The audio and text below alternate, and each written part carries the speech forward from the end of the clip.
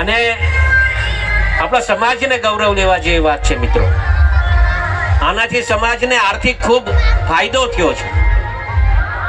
આપણે ઘણું બધું હજુ બીજા સમાજ પાસેથી શીખવાનું છે.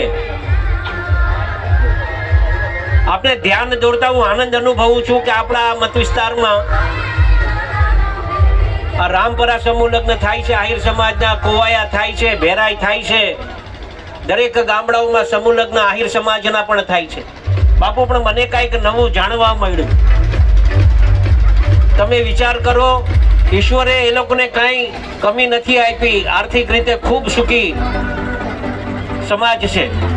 છતાં પણ એ સમાજના આગેવાનોના દીકરા હોય કે દીકરીઓ હોય એ બધાને કમ્પલસરી સમૂહ લગ્નમાં જ પરણાવવા એવો એક બંધારણ એ લોકોએ નક્કી કર્યું છે. મિત્રો, આ કોઈ નાની ઊની વાત નથી.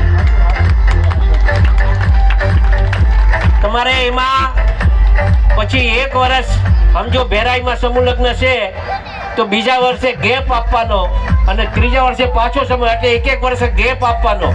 અને જ્યારે ગેપ આપીએ ને ત્યારે કદાચ કોઈને ક્યાંય લગ્ન હોય તો એક પણ લગ્ન કરવાના નહીં. બીજા વર્ષે સમૂહ લગ્નમાં જ કરવાના.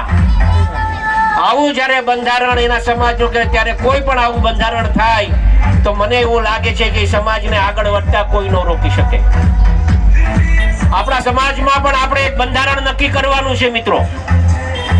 ગામો ગામ આપ સૌ યુવાનોને મારી ખાસ વિનંતી છે કે આપ આપના ગામમાં કમિટી બનાવો અને એ કમિટી બનાવીને આપણા સમાજનું, આપણા ગામનું બંધારણ નક્કી થાય.